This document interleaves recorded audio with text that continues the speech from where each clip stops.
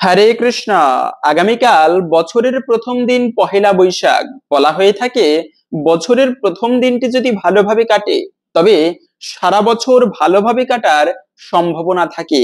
তাই সনাতন শাস্ত্রেও বলা হয়েছে এই বৈশাখ মাসের বিশেষ মাহাত্ম্য কথা। সেজন্য আজকের এ পর্বে আমরা জানার চেষ্টা করব এই বৈশাখ মাসের প্রথম দিনটি কিভাবে পালন করা উচিত, কি কি কার্য করা উচিত, যে কার্যগুলো করা উচিত নয়। পাশাপাশি এই দিনে প্রত্যেকেরই উচিত এই একটি খাবার গ্রহণ করা, এতে ভগবানের কৃপা লাভ হয়, জীবনে সৌভাগ্যের উদয় হয়। খুবই গুরুত্বপূর্ণ প্রসঙ্গ আজকের এ পর্বে আমরা জানার চেষ্টা করব। তাই সকলকে স্বাগতম জানাচ্ছি আমাদের এই ধর্মীয় তথ্যমূলক চ্যানেলে। আমরা চেষ্টা করি এরকমই সনাতন ধর্মের ধর্মীয় তথ্যগুলোকে আপনাদের সাথে উপস্থাপন করতে, শেয়ার করতে। তাই আসুন আগামী কিছুক্ষণ সময় একসঙ্গে ধৈর্য ধরে আজকের এই গুরুত্বপূর্ণ তথ্যগুলো জেনে নেই। আশা করছি আজকের এই তথ্যগুলো আপনাকে অবশ্যই সমৃদ্ধ করবে। ভালো লেগে থাকলে অবশ্যই একটা লাইক করে কমেন্টে আপনার ইষ্ট দেবতার নামটি অথবা জয় শ্রীকৃষ্ণ ভগবানের জয় একবার হলেও লিখে যাবার অনুরোধ জানাচ্ছি। দেখেন, এই বৈশাখ মাস খুবই গুরুত্বপূর্ণ মাস বলা হয়েছে। সনাতন শাস্ত্রে 4টি মাসকে সব থেকে শ্রেষ্ঠ বলা আছে। তার মধ্যে একটা মাস হচ্ছে বৈশাখ মাস, কার্তিক মাস এবং পৌষ মাস। এই 3টি মাস সব থেকে শ্রেষ্ঠ। তাই কার্তিক মাস কেন শ্রেষ্ঠ? কেননা কার্তিক মাসে যদি কোনো ব্যক্তি কোনো পুণ্য কাজ করে তা সহস্রগুণ বৃদ্ধি পায়। মাঘ মাস শ্রেষ্ঠ হচ্ছে এজন্য কেননা মাঘ মাসে প্রচন্ড ঠান্ডা পড়ে। ওই ঠান্ডার মধ্যেও যে ব্যক্তি প্রভাতকালে শয্যা ত্যাগ করে স্নান করে ঠাকুর পুজো করতে পারে, ইষ্টদেবের সাধনা করে, তার জীবনে জন্ম জন্মান্তরের পাপরাশি ভস্মীভূত হয়ে যায়। কিন্তু এই বৈশাখ মাস কেন শ্রেষ্ঠ? সমগ্র মাসের মধ্যে আবার বৈশাখ মাসকে আলাদাভাবে প্রাধান্য দেওয়া হয়েছে। কারণ এই বৈশাখ মাস শ্রেষ্ঠ এজন্যই, এই বৈশাখ মাসে হচ্ছে প্রচন্ড গরম পড়ে। সেজন্য এই বৈশাখ মাসে যদি কোনো ব্যক্তি কোনো ধর্ম কাজ করে, সেই ধর্ম কাজের পুণ্য ফল অক্ষয় হয়ে থাকে। গীতার মধ্যে পাওয়া যায় যে ক্ষীণে পুণ্যে মত্তলোকম বিশন্তি, মানে তুমি পুণ্যের দ্বারা স্বর্গে গমন করতে পারবে এবং স্বর্গে গেলে যখন পুণ্য ক্ষীণ হয়ে আসবে বা কমে আসবে, তখন তোমাকে আবার এই পৃথিবীতে জন্মগ্রহণ করতে হবে। ঠিক যেরকম তোমার টাকা থাকলে 5 স্টার হোটেলে গিয়ে থাকতে পারবে, কিন্তু যতদিন তোমার টাকা থাকবে ততদিন সেখানে তুমি সুখ ভোগ করতে পারবে, ভালো ফ্যাসিলিটি পাবে। আবার টাকা না থাকলে তোমাকে বাড়িতে ফিরে আসতে হবে, সাধারণভাবে জীবনযাপন করতে হবে। তো বিষয়টা হচ্ছে তদ্রূপ। কিন্তু কোনো ব্যক্তি যদি এই অক্ষয় তৃতীয়ার মাস বৈশাখ মাসে ধর্ম কাজ করে, সেই ধর্মফলের কোনোদিন কোনো কমতি হয় না, তা অক্ষয় হয়ে থাকে। বিধায় এই বৈশাখ মাসকে কিন্তু অক্ষয় মাস বলা হয়েছে। পাশাপাশি হচ্ছে এই বৈশাখ মাস হচ্ছে বাংলা বর্ষপঞ্জিকার শুরুর প্রথম মাস। তাই দিনের প্রথম সময়টাকেই কিন্তু ভালোভাবে আমাদের শুরু করা উচিত। কেননা সকালবেলা উঠে আমরা অনেক সময় চিৎকার করি, ঝগড়া করি অনেক সময়, কিন্তু মনে রাখবে শুরুটা যদি ভালো না হয় তবে সমগ্র দিনটা ওই খারাপ ভাবে কাটার সম্ভাবনা থাকে। তাই শুরুটা করতে হয় ভালোভাবে। আমাদের সনাতন শাস্ত্রে বলা হয়েছে দিনের শুরুতে সবসময় ঘুম থেকে উঠেই প্রথমে হাতের কর দর্শন করতে হয়। জীবনে যারা দুর্ভাগ্য দূরীভূত করতে চান তবে কর দর্শন করা উচিত। কিরকম? তা একটা মন্ত্র রয়েছে, করাগ্রে বসতে লক্ষ্মী করমধ্যে সরস্বতী করমূল্যে তু গোবিন্দায় প্রভাতি কর দর্শনম। এই মন্ত্র উচ্চারণ করে মানে হচ্ছে সকালবেলা তুমি ভগবানকে দর্শন করো, গোবিন্দকে, তারপরে লক্ষ্মী এবং সরস্বতী দেবীকে দর্শন করে প্রণাম করে তারপরে দিনের শুরুটা করো। আমরা ঘুম থেকে উঠেই কোথায় মোবাইল রয়েছে, কোথায় আয়না রয়েছে, আমার ফেস দেখতে হবে, এরকমটা নয়। দিনের শুরুটা ভালোভাবে করতে হয় ইষ্ট দেবতার নাম স্মরণ করে। কর দর্শন না করলেও ভগবানের মন্দিরে গিয়ে ভগবানের চরণ দর্শন করে প্রণাম করে, ধরিত্রী মাতাকে প্রণাম করে তারপরে দিনের শুরুটা করতে হয়। যে ব্যক্তি এভাবে করে ভালোভাবে দিনের শুরুটা করে ইষ্ট দেবতার মন্ত্রের মাধ্যমে, তার সমগ্র দিন একটা পজিটিভ এনার্জির মাধ্যমে কাটার সম্ভাবনা থাকে। এটি আমার কোনো কথা নয়। একে তো হচ্ছে এটা আমাদের সনাতন শাস্ত্রে বলা হয়েছে, দ্বিতীয়ত হচ্ছে এটা সায়েন্টিফিক ভাবেও প্রমাণিত। মেডিটেশন করার মাধ্যমে মনটা স্থির হয়, শান্ত হয়। তাই সেই বাংলা বর্ষপঞ্জিকার প্রথম মাস বৈশাখ মাস, সেই বৈশাখ মাসেরও প্রথম দিন পহেলা বৈশাখ। প্রত্যেকে এই দিনটি, এমনিতে সাধারণত আমরা ধর্মকর্ম ততটা না করতে পারলেও চেষ্টা করবেন এই বৈশাখ মাসের প্রথম দিনটি একটুকু আলাদা এবং বিশেষভাবে পালন করতে। এর ফলে আশা করি আপনার সমগ্র বছর ভগবানের কৃপায় ভালোভাবে কাটবে। সেই দিনটি আরো বৈশাখ মাস, এই মাসে অনেক ভালো ভালো তিথি রয়েছে। অক্ষয় তৃতীয়া পড়েছে এই বৈশাখ মাসেই, কিন্তু দ্রৌপদীর বস্ত্র হরণ করা হচ্ছিল।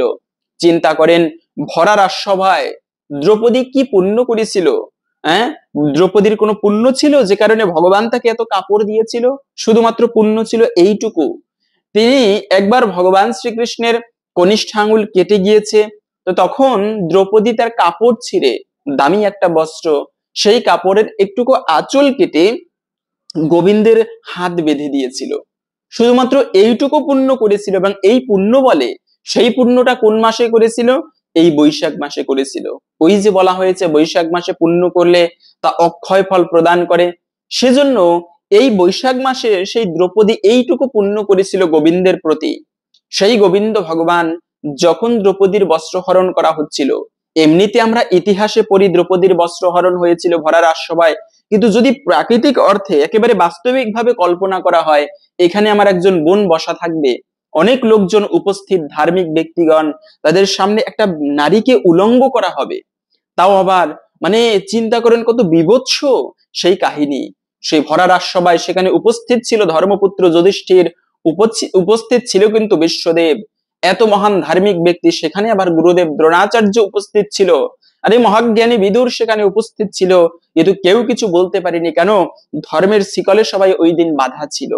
যে কারণে দ্রৌপদী উপায় না পেয়ে প্রথমে ভেবেছিল আমার পঞ্চ স্বামীগণ আমাকে রক্ষা করবে, কিন্তু শেষ পর্যন্ত দেখলো ধর্মরাজ যুধিষ্ঠির তিনি আমাকে রক্ষা করতে অক্ষম, এত গান্ডীবধারী অর্জুন তিনি আমাকে রক্ষা করতে অক্ষম, মহাবলশালী ভীম যার এক মুষ্ঠাঘাতে 10,000 হাতিকে পর্যন্ত ধরাশায়ী করতে পারে, তিনি পর্যন্ত যখন আমাকে রক্ষা করতে পারলো না, তাহলে এখানের কেউ আমাকে রক্ষা করতে পারবে না।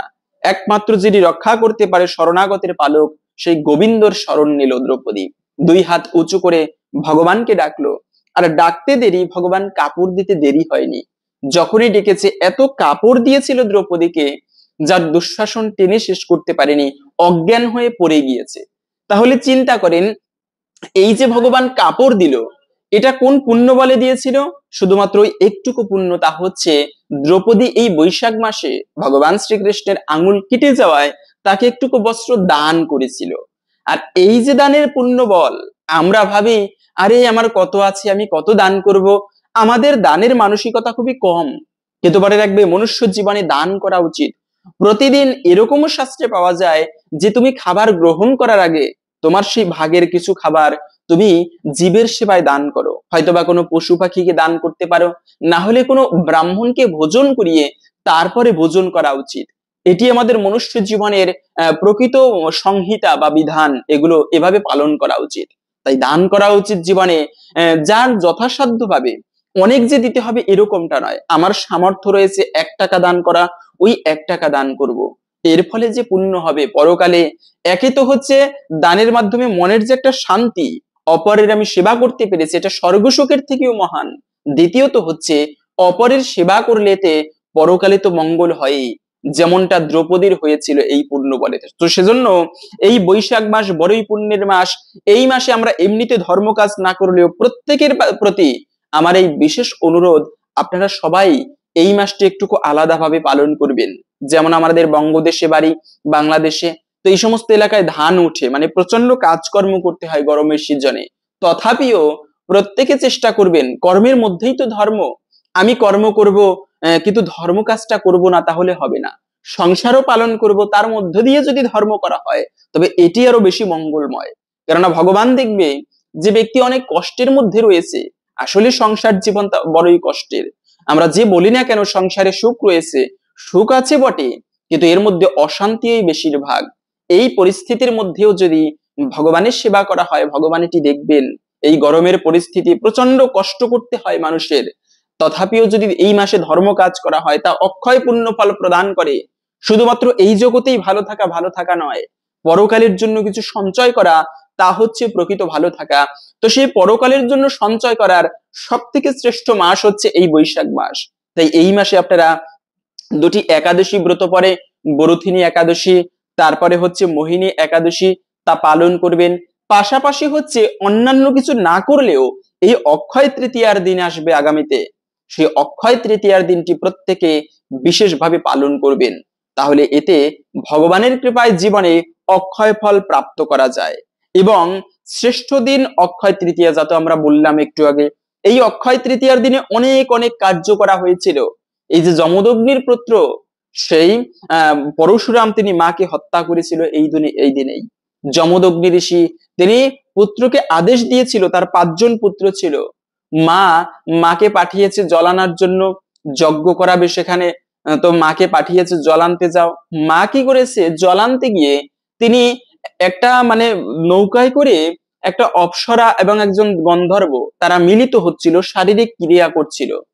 তো ওদের ওই ক্রিয়া দেখে সেই যমদগ্নি ঋষির স্ত্রীর মধ্যে কামের ভাব জাগলো। সেদিকে মানে দেখেই যাচ্ছে, খেয়াল নেই আমাকে জল আনতে পাঠিয়েছে। তো ওই যে দেখতে দেখতে তার কোন সময় কেটে গিয়েছে কিভাবে খেয়াল করতে পারলিনি। যমদগ্নি ঋষি তখন ধ্যানে বসে জানতে পারলো আমার স্ত্রী এভাবে কামাসক্ত হয়ে ওভাবে মানে খারাপ বিষয় দর্শন করছে। তখন যখনই ফিরে এসেছে জল নিয়ে, তখনই যমদগ্নি ঋষি তার জ্যেষ্ঠ পুত্রকে আদেশ দিল তোমার মাকে হত্যা করো।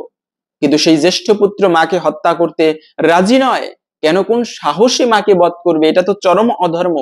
ওই যে আবার বাবার আদেশ লঙ্ঘন করাও একটা অপরাধের। তো বড় পুত্র মাকে মারতে অসমর্থ, মানে তিনি মারবে না, হত্যা করবে না। বাবা সাথে সাথে বড় পুত্রকে মেরে ফেললেন, দ্বিতীয় পুত্রকে আদেশ করলেন, কিন্তু কোনো পুত্র মারতে রাজি নেই মাকে। এভাবে করে 4 পুত্রকে বধ করলেন। শেষ পর্যন্ত পরশুরামকে আদেশ দিল, পুত্র তুমি তোমার মাকে বধ করো। পরশুরাম কোনো কথা না বলে খড়গ দিয়ে মায়ের মস্তক ছেদন করেছিল। পরক্ষণে সেই যমদগ্নি ঋষি পরশুরামের প্রতি প্রসন্ন হয়ে বলল যে তোমার প্রতি প্রসন্ন হয়েছে, কি বর চাও তুমি বলো। পরশুরাম ধার্মিক আবার মহাজ্ঞানী ছিল। তিনি বলল, পিতা আপনি যদি সত্যি আমাকে বর দিতে চান তবে আমার মাকে এবং আমার সমস্ত ভাইকে জীবিত করো। তখন যমদগ্নি ঋষি সবাইকে জীবিত করলো এবং বলেছিল, এটা তোমার একটা পরীক্ষা ছিল পুত্র, তুমি এই পরীক্ষায় জয়লাভ করেছো। এই কাহিনীটা হয়েছিল কিন্তু মূলত এই অক্ষয় তৃতীয়ার দিনে, বৈশাখ মাসের মতো এত এত পুণ্য দিনে। তাই এই পবিত্র মাস অক্ষয় তৃতীয়ার মাসে আমাদের কিছু কার্য প্রত্যেকের করা উচিত। আপনারা ধর্ম কাজ করতে পারেন বা না পারেন, তবে প্রত্যেকে চেষ্টা করবেন প্রতিদিন এই সংক্ষিপ্ত কার্যগুলো করতে। এর ফলে জীবনে ধীরে ধীরে দুর্ভাগ্য দূরীভূত হবে এবং সৌভাগ্যের লাভ হয়ে থাকে। তাই এই প্রথমত হচ্ছে এই বৈশাখ মাসে আপনারা চেষ্টা করবেন প্রাতঃ স্নান করতে।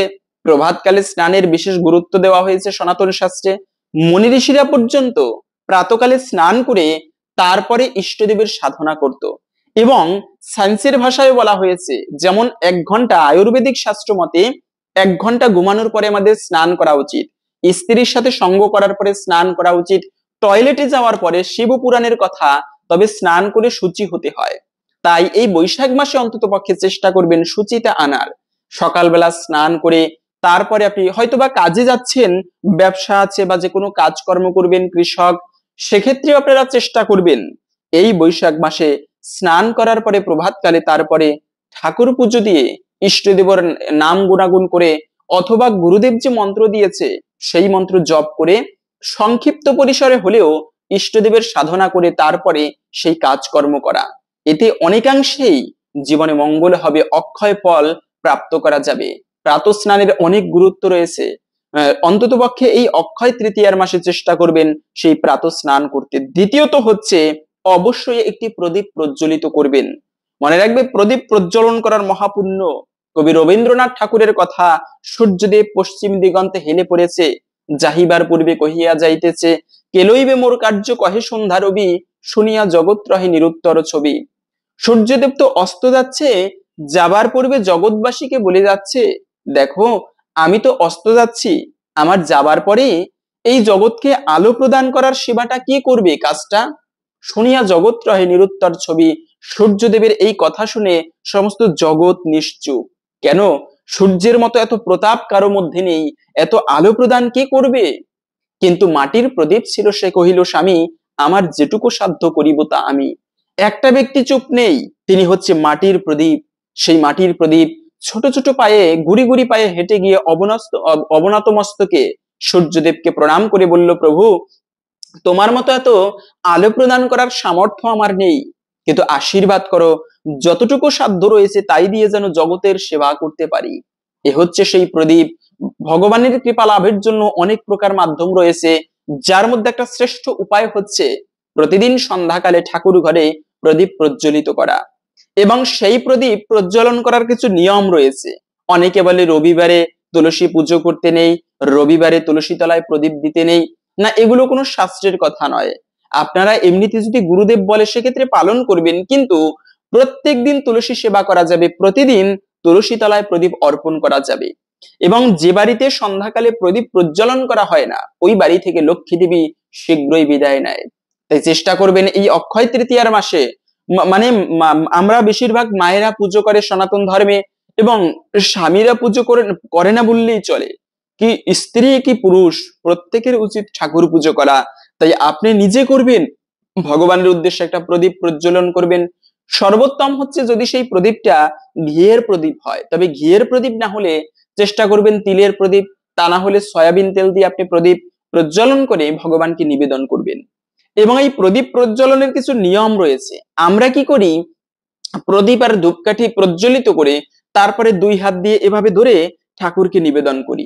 কিন্তু একটা কথা মনে রাখবেন, বাম হস্ত দিয়ে কোনো কিছু নিবেদন করতে নেই, এতে মহাপাপের ভাগী হতে হয়, জীবনে সৌভাগ্য কেটে যায়।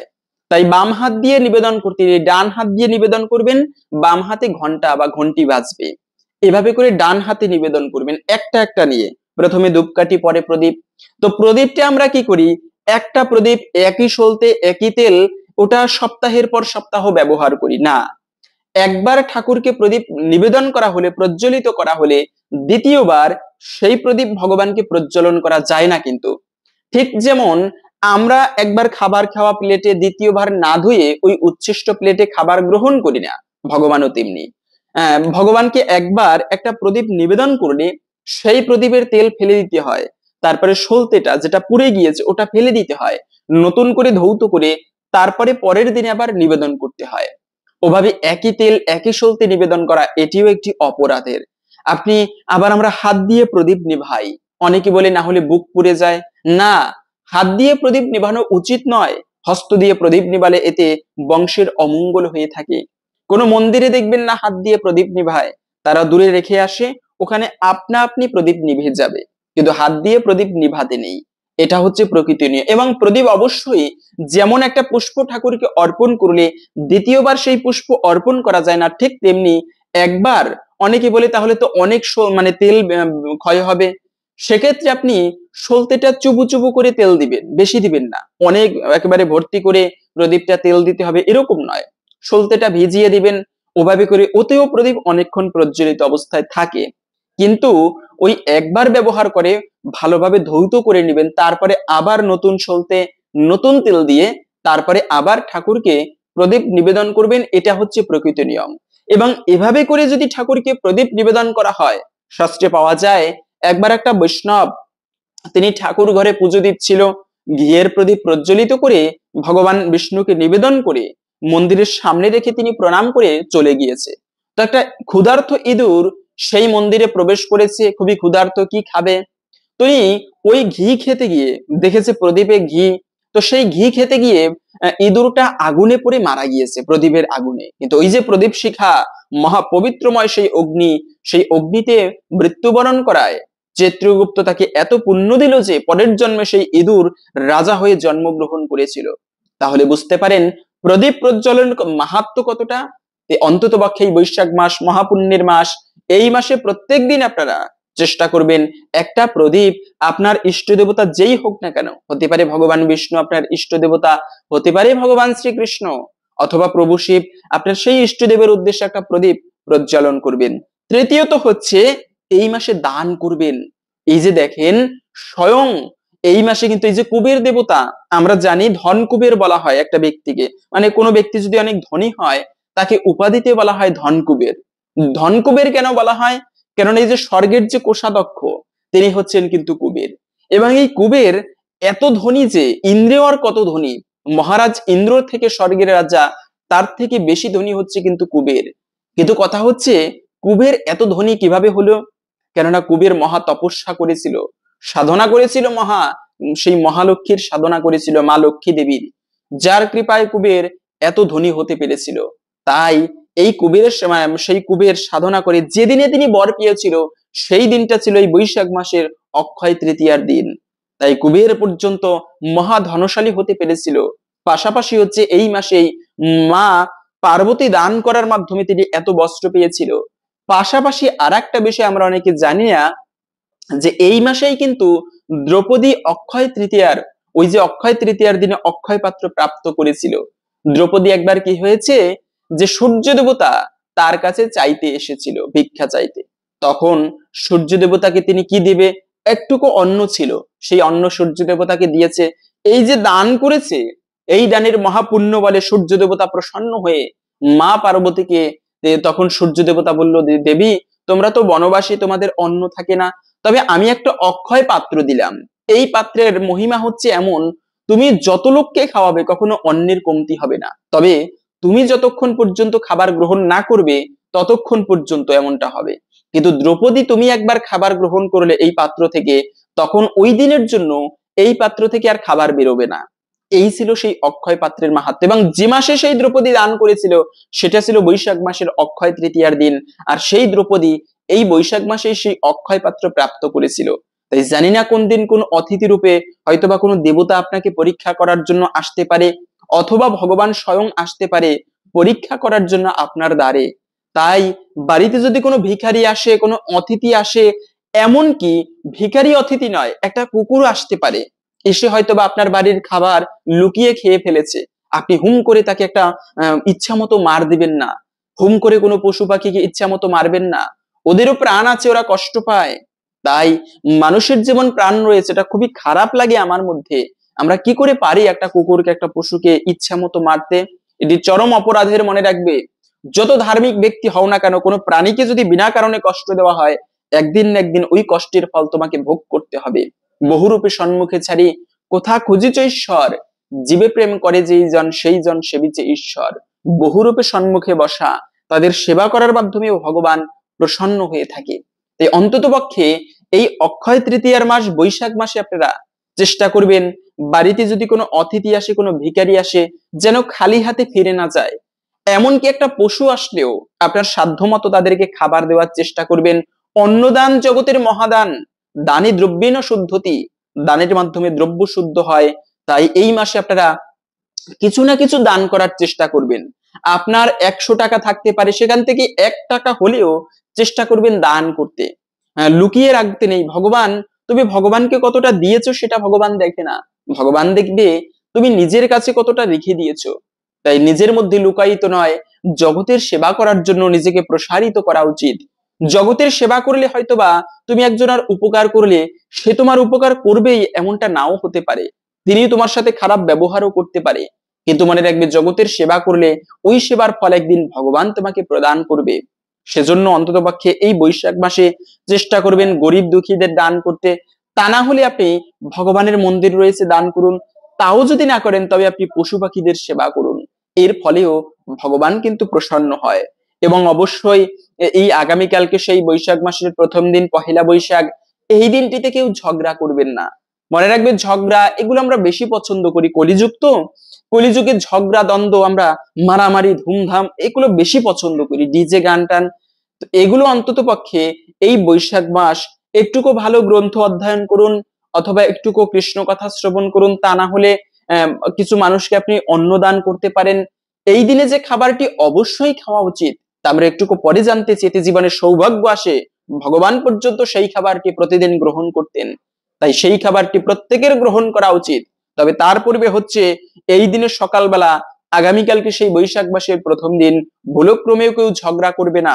বাক্যকে সংযত যে ব্যক্তি না করে, সে ব্যক্তি জীবনে সহজে অগ্রসর হতে পারে না, উন্নতি লাভও করতে পারে না।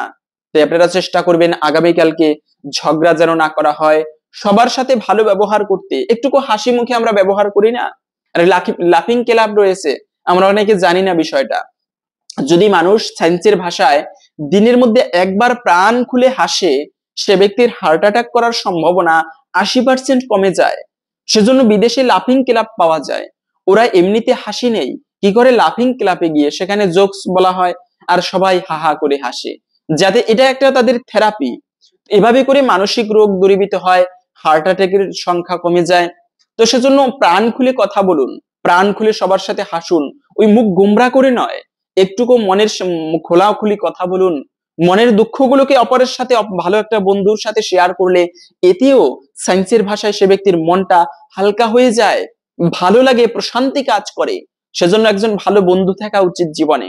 আপনার কোনো বন্ধু নেই, ভগবানের সাথে প্রতিদিন একান্তে কথা বলুন, ভগবানের সাথে একটা সম্বন্ধ করুন, ভগবান আপনার প্রকৃত বন্ধু। আর এই জগতে যত ভালো বন্ধু দেখেন না কেন, সবাই প্রতারণা করতে পারে, এমনকি সন্তান পর্যন্ত বাবা মায়ের সাথে প্রতারণা করতে পারে, কিন্তু ভগবান কখনো কোনো ব্যক্তির সাথে প্রতারণা করে না। তাই বলা হয়েছে প্রতিদিন একান্তে ভগবানকে সময় দেওয়া উচিত, আপনার দুঃখগুলোকে ভগবানকে জানাবেন। এই বৈশাখ মাসে যদি সকালবেলা আপনি ইষ্টদেবের মন্ত্র জপ করে প্রতিদিন আপনার দুঃখগুলোকে ভগবানকে জানান, এতে ভগবানের কৃপায় আপনার আশা করি সেই দুঃখগুলো একটুকু হলেও লাঘব হবে। আপনি এই কার্যটা করে দেখেন, এই বৈশাখ মাসে নিজে একটা প্রশান্তি অনুভব করতে পারবেন, ভগবান একটুকু হলেও কৃপা করবে সকলের প্রতি। এবং এই দিনে আর্থিক উন্নতি লাভের জন্য, কালকে পহেলা বৈশাখ, আগামীকালকে, তো সেজন্য আপনারা চেষ্টা করবেন। অনেকে বলে লক্ষ্মী পুজো করতে হয় বৃহস্পতিবারে, অনেকে আবার বলে পূর্ণিমা তিথিতে লক্ষ্মী পুজো করতে হয়। হ্যাঁ, দুটো কথাই ঠিক, বৃহস্পতিবারেও লক্ষ্মী পুজো করা যায়, আবার পূর্ণিমাতে করাও শুভ। কিন্তু এই বৈশাখ মাসের প্রথম দিন বৃহস্পতিবারে করতেই হবে লক্ষ্মী পুজো, আর কোনো দিনে করা যাবে না, এরকমটা নয়। আগামীকালকে যারা আপনারা মায়েরা সাংসারিক ক্ষেত্রে উন্নতি লাভ করতে চান, তারা চেষ্টা করবেন একটুকু লক্ষ্মী পুজো করতে। লক্ষ্মী নারায়ণের পুজো যে বাড়িতে হয়, সেই বাড়িতে কোনো দারিদ্রতা আসতে পারে না, সমস্ত দারিদ্রতা দূরীভূত হয়ে যায়, মা লক্ষ্মীর বিশেষ কৃপা লাভ হয়ে থাকে। তাই চেষ্টা করবেন আগামীকাল সেই বৈশাখ মাসের প্রথম দিন পহেলা বৈশাখ, আপনারা প্রত্যেকে একটুকু ভালোভাবে যে খাবারগুলো এই দিনে ভুলেও খেতে নেই। প্রথমত হচ্ছে পহেলা বৈশাখ, বছরের শুরুটা কখনো পোড়া জাতীয় খাবার দিয়ে করবেন না। এই যে বড় গরম পড়েছে, শীতের দিনে হজম শক্তি ভালো কাজ করে, খাবার দাবার খেতে ভালো লাগে সবার, কিন্তু প্রায় 80 থেকে 90% লোকের শীত ভালো লাগে। কেন? শীতের দিনে সকল ক্ষেত্রে ভালো, কিন্তু এই গরমের দিনে হজম শক্তি পর্যন্ত ভালো কাজ করে না। তাই আপনারা চেষ্টা করবেন তেল মশলার খাবার কমিয়ে খেতে। অনেক সময় আমরা রাজসিক খাবার, এই যে গীতার মধ্যে বলা হয়েছে রাজসিক খাবার খেতে নেই, এখন রাজসিক খাবার বলতে কি মাছ মাংস কেবল তা নয়, রাজসিক খাবার অতিরিক্ত তেল, অতিরিক্ত মশলাদার, অতিরিক্ত ঝাল, এগুলোকে বর্জন করে চলবে না। আমরা বাঙালিরা বেশি তেল মশলার খাবার গ্রহণ করি, আর তেল হচ্ছে আমাদের হার্টের জন্য খুবই ক্ষতিকর। ভাজি খাবার, ফাস্ট ফুড, এগুলো আপনারা বর্জন করে একটুকু সাত্বিক খাবার, নিম বেগুন দিয়ে শুরু করুন। বৈশাখ মাসটা ভালো হবে, তেতো জিনিস খেতে খারাপ কিন্তু স্বাস্থ্যের জন্য ভালো। তো যাই হোক, এই দিনে আপনারা একটুকু মিষ্টি মুখ করতে পারেন, ভালো ভালো খাবার, কখনো আমিষ ভক্ষণ করবেন না। এই বৈশাখ মাসের প্রথম দিনে আমরা কি করি, একেবারে মাছ মাংসতে দিয়ে শুরু করি না, এগুলো নয়, সাত্বিক খাবার দিয়ে শুরু করা উচিত। লক্ষ্মী পুজো করবেন, নারায়ণের পুজো করবেন, এই দিনে বাড়িতে সাত্বিক খাবার গ্রহণ করতে হয়। এর ফলে সংসারে একে তো হচ্ছে এটা লক্ষ্মীময় পরিবেশ, দ্বিতীয়ত হচ্ছে আধ্যাত্মিক ক্ষেত্রেও ভালো হয়। তাই এই পহেলা বৈশাখের প্রথম দিনে আপনারা পোড়া জাতীয় খাবার খেতে নেই। দ্বিতীয়ত হচ্ছে অনেকে আছে, আরে বৈশাখ, পহেলা বৈশাখ একটু আনন্দ ফুর্তি না করলে নয়, তাই ক্লাবে গিয়ে কি করে মদ্যপান করে, না, এটি মহামূর্খের চিন্তা। মনে রাখবে, কোনো শুভ দিনে নেশা করতে নেই, গঞ্জিকা সেবন করবে না, এগুলো খুবই খুবই পাপের। একে তো হচ্ছে শাস্ত্রগত ভাবেও পাপের, দ্বিতীয়ত হচ্ছে শারীরিক ক্ষেত্রে আমি নিজেকে নিজে হত্যা করছি যারা নেশা করে, জানি স্বাস্থ্যের জন্য খারাপ, তারপরেও ছাড়তে পারি না, ওই যে একটা আসক্তি। তো অন্ততপক্ষে মানুষ পারে না এমন কিছু নেই, সবই পারে মানুষ। তাই চেষ্টা করবেন এই একটা দিন আপনি অবশ্যই পারবেন যদি চেষ্টা করেন নেশাটাকে বর্জন করতে। সপ্তাহের একটা দিনে প্রত্যেকের একটুকু সংযত হওয়া উচিত। আমি হয়তোবা অনেক নেশা করি, একটা দিন আমি করব না সপ্তাহের, আমি বৃহস্পতিবারে নেশা করব না, দেখি আমি পারবো। একে বলে পুরুষত্ব। আমি খারাপ বিষয় থেকে যদি বিরত থাকতে পারি তবে আমি পুরুষ, যদি না থাকতে পারি তবে আমার আসক্তি রয়ে গিয়েছে, এখনো আমি সেরকম, আমার মধ্যে কমতি রয়েছে। ভালো মানুষ হবার জন্য আসক্তিকে ত্যাগ করতে হবে। তাই অন্ততপক্ষে একটা জিনিস, নেশা করতে নেই, পোড়া খাবার, মাছ মাংস খেতে নেই। তৃতীয়ত হচ্ছে আর একটা বিষয়, সেটা হচ্ছে আপনারা এই বৈশাখ মাসে কিন্তু তুলসীতে জলদান করা হয়। বৈশাখ মাস প্রচন্ড গরমের মাস, পুষ্করিণী শুষ্ক হয়ে যায়, চতুর্দিক জল শূন্য হয়ে পড়ে, গাছপালা তারা পর্যন্ত শুষ্ক হয়ে যায়, তাই এই বৈশাখ মাসে কি করা হয়, সেই তুলসীতে জলধারা প্রদান করা হয়, ফোঁটা ফোঁটা জল তুলসীতে পড়ে। এর ফলে কিন্তু তুলসী দেবীর বিশেষ কৃপা লাভ হয়। ওম গোবিন্দ, তুলসী দেবীকে যে জলদান মন্ত্র, সেই মন্ত্র হচ্ছে ওম গোবিন্দ বল্লভম দেবীম ভক্ত চৈতন্য কারিণীম স্নাপয়ামি জগদ্ধাত্রীম কৃষ্ণ ভক্তি প্রদায়িনম। এই মন্ত্রে তুলসী দেবীকে জল নিবেদন করতে হয়, এবং যে ভক্ত তুলসী দেবীকে জল প্রদান করে তার জন্ম জন্মান্তরের পাপরাশি বিধৌত হয়ে যায়। পৃথিবীতে যত তীর্থ বিদ্যমান সমস্ত তীর্থ তুলসী তলায় বিরাজ করে। তাই সব থেকে সনাতন ধর্মের শ্রেষ্ঠ বৃক্ষ হচ্ছে কিন্তু এই তুলসী বৃক্ষ। বাড়িতে আপনারা চেষ্টা করবেন এই বৈশাখ মাসে একটা তুলসী বৃক্ষ হলেও বাড়িতে রোপণ করার চেষ্টা করবেন। কেননা তুলসী বৃক্ষের উপরে যে পরিবারে তুলসী দেবীর সেবা করা হয়, তুলসী দেবীর পরিচর্যা করা হয়, তারা সাক্ষাৎ বৃন্দাবনের সেবা করার ফল লাভ করে থাকে। অন্তত পক্ষে এই বৈশাখ মাসে আপনারা সেই তুলসীতে জলধারা প্রদান করতে পারেন। আবার তুলসী বৃক্ষ অবশ্যই রোপণ করবেন, তুলসীর সেবা করবেন, সবকিছুই অত্যন্ত মঙ্গলময়। এবং অনেকে কমেন্ট করে যে প্রভু আমাদের বাড়িতে বেশি বিপদ আপদ, সংসারে অমঙ্গল লেগেই রয়েছে, সন্তানদের বেশি বিপদ আপদ হচ্ছে, সেক্ষেত্রে সেই বিপদ দূরীভূত করার জন্য কোন উপায় অবলম্বন করা যায়। আমরা এমনিতে একটা বিপদে পড়লে তান্ত্রিকের কাছে যাই, কিন্তু মনে রাখবে তন্ত্রমন্ত্র কখনো শুভ নয়, মঙ্গলকারক নয়, তন্ত্রবিধি নয়, প্রকৃত শাস্ত্রের বিধি পালন করা উচিত। যেমন শাস্ত্রে বলা আছে 108টা তুলসী পত্র যদি কেউ নৃসিংহদেবকে নিবেদন করে তবে তার জীবনের অমঙ্গল দূরীভূত হয়, বিপদ কেটে যায়। তাই আপনার সন্তানের মঙ্গলের জন্য যদি কোনো বিপদ হয়, সেই বিপদ কেটে যাবার উদ্দেশ্যে 108টা তুলসী পত্র আপনি এই বৈশাখ মাসে ভগবানকে নিবেদন করুন। সম্ভব হলে প্রতিদিন আপনি 2টি তুলসী পত্র ভগবানকে নিবেদন করুন এবং আপনার মনস্কামনার কথা জানান। এতে একটুকু হলেও ভগবানের কৃপায় সেই মনস্কামনা পর্যন্ত পূর্ণ হয়ে যাবে। পাশাপাশি হচ্ছে সব থেকে শ্রেষ্ঠ বিষয়, এই মাসে আপনারা অন্ততপক্ষে আগামীকালকে চেষ্টা করবেন 108 বার কৃষ্ণ নাম জপ করতে। কলিযুগ, এই কলিযুগ যদিও বলা হয়েছে কলিযুগ অশুভ, এই সময় মানুষ মানুষকে হত্যা করবে, অধর্ম বেড়ে যাবে, তথাপিও এই কলিযুগকে ধন্য কলিযুগ বলা হয়েছে। বৈবর্ষত মন্বন্তর এটা, এই মন্বন্তরের যে কলিযুগ তা ধন্য কলিযুগ। কেন? এই কলিযুগে কিন্তু একমাত্র কৃষ্ণ নাম মহামন্ত্র উচ্চারণের মাধ্যমে ব্যক্তিদের মুক্তি হয়ে থাকে। তাই চেষ্টা করবেন আপনারা যে যে ধর্মেরই হোক না কেন, যে মতেরই হোক না কেন, হতে পারে আপনি শৈব, শাক্ত, গাণপত্য, বৈষ্ণব, যেই হোক না কেন, হরে কৃষ্ণ মহামন্ত্র জপ করবেন এই দিনে। হরে কৃষ্ণ কৃষ্ণ কৃষ্ণ হরে হরে, হরে রাম রাম রাম হরে হরে। আকুল প্রাণে একান্তে নীরবে নিবৃত্তে বসে আগামীকালকে অন্তত পক্ষে বছরের প্রথম দিনটি কৃষ্ণ নাম দিয়ে শুরু করুন। দেখবেন আপনি একটা ভালো কিছু প্রাপ্ত করবেন, আশা করি ভগবানের কৃপায়। একটা দিন নীরবে নিবৃত্তে বসে 5 মিনিট সময় লাগে 108 বার এই কৃষ্ণ নাম করতে। জপ করা শেষে আপনি ভগবানের কাছে প্রার্থনা করবেন আপনার মনের ভক্তির সহিত, যেন এই বছরটি প্রভু তোমার কৃপায় অত্যন্ত ভালোভাবে কাটে। যাই হোক, এখন আমরা জেনে নিচ্ছি ভিডিওর মূল প্রসঙ্গ। এই বৈশাখ মাসের প্রথম দিনে যে খাবারটি আমাদের প্রত্যেকের গ্রহণ করা উচিত, ভগবান পর্যন্ত এই একটি খাবার গ্রহণ করেছেন, সেই প্রসঙ্গে সুন্দর একটি কাহিনী পাওয়া যায়। ভগবানকে একটা বুড়িমা প্রতিদিন এই খাবারটি নিবেদন করতেন, ভগবান সেই খাবার গ্রহণ করতেন। তো আমরা প্রথমে সেই কাহিনীটি এখন শ্রবণ করছি, ধৈর্য ধরে আসুন। এই বুড়িমার জগন্নাথের সুন্দর এই ব্রত কথাটি বা কাহিনীটি এখন শ্রবণ করি, এতে অনেকাংশেই জগন্নাথের কৃপা একটুকু হলেও প্রাপ্ত করা যায়। তাই তো আমরা সনাতন ধর্মের জন্যই নববিধা ভক্তির প্রথমত হচ্ছে শ্রবণ করা। আসুন আমরা ধৈর্য ধরে এই কাহিনীটি শ্রবণ করি, তারপরে জেনে নিচ্ছি যে খাবারটি অবশ্যই খেতে হবে।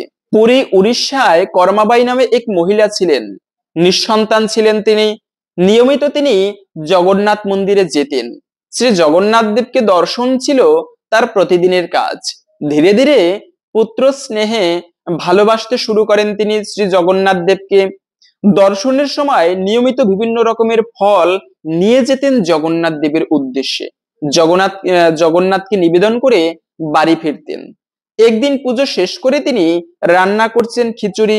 রান্না শেষ মনে হলো প্রতিদিন ফল নিবেদন না করে তিনি এরকম করে বানানো খিচুড়ি পরিবেশন করা যায়, তাহলে জগন্নাথের ভালো লাগবে। যেমন ইচ্ছা তেমনি কাজ, মনে মনে নিবেদন করলেন সেই খিচুড়ি ঘরে রাখা জগন্নাথের মূর্তির সামনে। ঠিক সেই সময়ে একটা কালো কুচকুচে বালক প্রবেশ করলো ঘরে, বলল, মা খুবই খিদে পেয়েছে, কিছু খেতে দাও না। কর্মাবাই অপলক দৃষ্টিতে তাকিয়ে রয়েছেন সেই বালকটির দিকে। একটি আসন পেতে যন্ত্র চালিতের মতো বসতে দিলেন তাকে। কি খাওয়ানো যায় এই সময়ে? শেষে জগন্নাথকে নিবেদন করা খিচুড়ির থালাটি বাড়িয়ে দিলেন বালকটির দিকে। আনন্দ করে খেতে বসে গেল সে। বালকটি খেয়ে চলেছে পরম আনন্দে। পাশে বসে পাখা দিয়ে বাতাস করে চলেছেন কর্মাবাই। গরম খিচুড়ি খেতে যাতে কোনো অসুবিধা না হয় সেদিকেও লক্ষ্য রেখে চলেছেন তিনি। সেই প্রসাদ খেয়ে খুবই তৃপ্ত হলো সেই বালক। বলল সে প্রতিদিন এরকম খিচুড়ি খেতে চায়। কর্মাবাই মাথা নাড়লেন। বালকটি এটাও বলে গেল প্রতিদিন সে আসবে সকাল সকাল খিচুড়ি খেতে। কর্মাবাই অপলক চেয়ে রইলেন বালকটির চলে যাওয়া অবয়বের দিকে। এক মোড়ের মাথায় অদৃশ্য হলো সেই বালক। এদিকে কর্মাবাইয়ের সময় কাটে না। তার খালি মনে হতে থাকে কখন সকাল হবে, কখন তিনি রান্না করবেন, কখন আসবে সেই বালক। তিনি খেতে দেবেন, পাখা করবেন, দুচোখ ভরে দেখবেন, সেবা করবেন, মহা আনন্দ লাভ করবেন। পরের দিন উঠেই কর্মাবাই সব কাজ ফেলে ধরিয়ে দিলেন উনুন। শুরু করলেন রান্না। মনে তার চিন্তা, রান্না যেন ভালো হয় ঠাকুর, জগন্নাথ তুমি সহায় হও। তোমায় নিবেদন করব, তারপরে সেই বালকটিকে দেব প্রসাদ। ও যেন আজ অবশ্যই আসে প্রভু। কোনো দিকে তার খেয়াল নেই, প্রার্থনা করে চলেছেন আর রান্না করে চলেছে। রান্না হলো শেষ। একটি থালায় রেখে নিবেদন করলেন মনে মনে শ্রী জগন্নাথ দেবের উদ্দেশ্যে। প্রসাদ নিবেদন শেষ হতেই হাজির হলো সেই বালক। বালকটিকে দেখে যেন ধরে প্রাণ এলো কর্মাবাইয়ের। পাতলেন আসন, বসতে বলে নিয়ে এলেন পাখা। প্রসাদ দিলেন।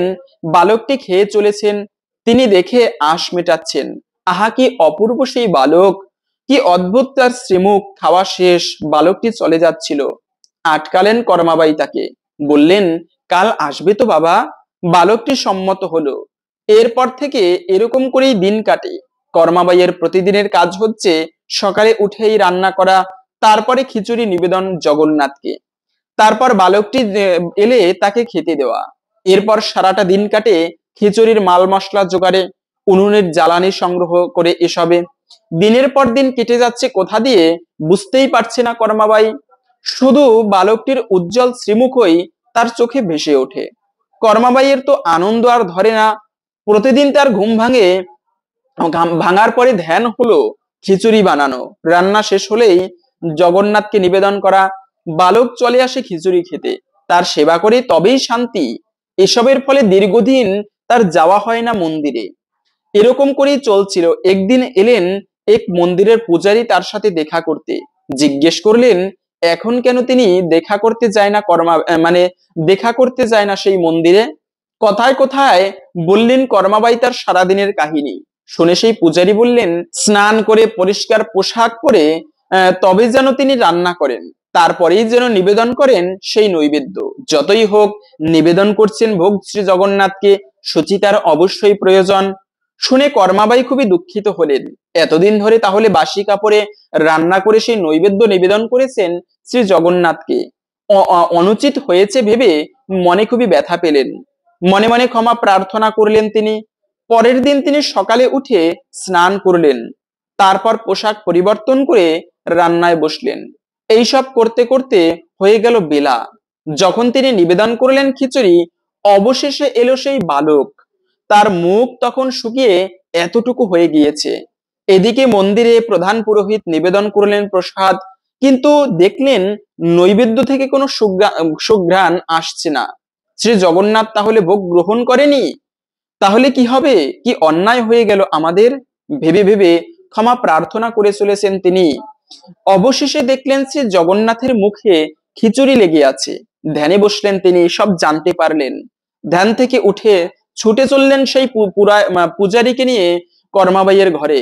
সব বললেন খুলে। খুবই চমৎকৃত হলেন কর্মাবাই। তাহলে সে বালকটি স্বয়ং জগন্নাথ নিজেই। আনন্দে তার দুচোখ দিয়ে জল গড়িয়ে পড়তে লাগলো। পূজারীদের অনুরোধে এরপর থেকেই প্রতিদিন তিনি সকালে উঠে মন্দিরের রান্নাঘরে গিয়ে বানাতেন খিচুড়ি, নিবেদন করতেন তিনি শ্রী জগন্নাথের উদ্দেশ্যে। এভাবে করেই আজও পর্যন্ত সেই খিচুড়ি নিবেদন করা হয় জগন্নাথ মন্দিরে। বাল্যভোগে সকালবেলা ভগবান জগন্নাথকে যে ভোগ নিবেদন করা হয় তার মধ্যে প্রধান পদ হচ্ছে কিন্তু এই কর্মাবাইয়ের খিচুড়ি। সেজন্য সেই প্রসাদ ভগবানকে ভোগ দিলে দুর্ভাগ্য দূরীভূত হয়। যদি জীবনে দুর্ভাগ্য থাকে ভগবানকে ভোগ নিবেদন করো। জীবনে এই কলিযুগে নাম সংকীর্তন করার পরে ভগবানের প্রসাদ গ্রহণ করা সর্বাপেক্ষা মঙ্গলময়। অন্ততপক্ষে এই বছরের প্রথম দিন পহেলা বৈশাখে আপনারা কোন খাবারটি গ্রহণ করবেন, তা হচ্ছে আপনারা খিচুড়ি প্রস্তুত করে ভগবানকে ভোগ নিবেদন করে সেই প্রসাদ গ্রহণ করুন, অথবা সুমিষ্ট রসালো ফল, কাঁঠাল হতে পারে, আম হতে পারে বা তরমুজ ফল, ভগবানকে ভোগ নিবেদন করে তুলসী পত্র দিয়ে সেই জগন্নাথের প্রসাদ সবার মধ্যে বিতরণ করুন, নিজে গ্রহণ করুন। আশা করি ভগবানের কৃপা একটুকু হলেও লাভ হবে, জীবনের দুর্ভাগ্য দূরীভূত হবে। হরে কৃষ্ণ। আশা করছি আজকের এই গুরুত্বপূর্ণ তথ্যগুলো জেনে আপনি একটুকু হলেও সমৃদ্ধ হয়েছেন। ভালো লেগে থাকলে অবশ্যই একটা লাইক করে কমেন্টে আপনার ইষ্ট দেবতার নামটি অথবা জয় শ্রী জগন্নাথ দেবের জয় একবার হলেও লিখে যাবার অনুরোধ জানাচ্ছি। ভগবানের কৃপায় সকলের জীবনে মঙ্গল হোক এই কামনা করে আজকের ভিডিওটি এখানে সমাপ্ত করছি। হরে কৃষ্ণ।